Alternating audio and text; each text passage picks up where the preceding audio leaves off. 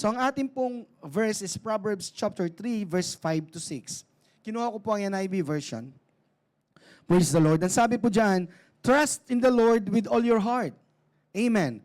So ako naniniwala sa ating buhay, pag sinabi mong heart, ulitin ko, pag sinabi mong puso, yan ang pinanggagalingan ng buhay. Diyan dumadaan lahat ng veins na kung saan po, kung wala yon, dadaluyan lahat yan. Amen? Ano po yung mga aorta, upper chamber, lower chamber, left, side, ano man chamber yan. Amen?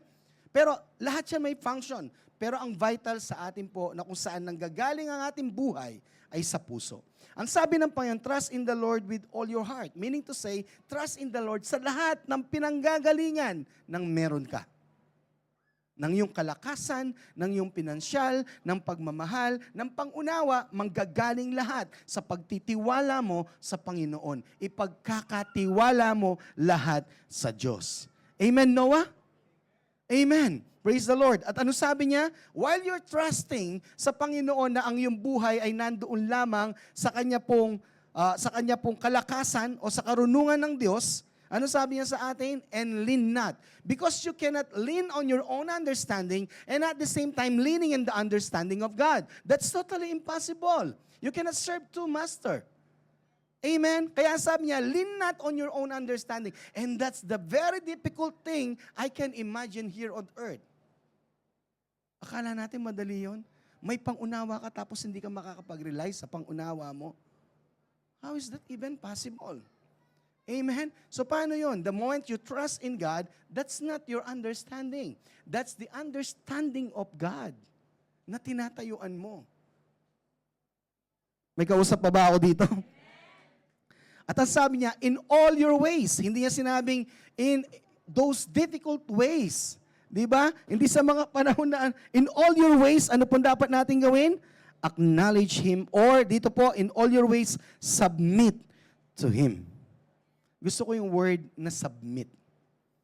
Lagi ko naaalala to pag nagkukwentuhan kami ni Pastor Well o fellowship me. Lagi niyang inaano sa akin to, kaya tumatatak sa akin. Sabi niya, ang total surrender, wala kang 45 sa likod. Hindi mo sinuko ang basuka, hindi mo sinuko ang bulldozer tuloy. Ano yung tawag doon? Yung may tangke, no? Hindi mo sinuko ang hambis, hindi mo sinuko lang yung mga yon. Tapos tinira mo ang 45 just in case. No, that's not total surrender. Amen? That's still partial surrender.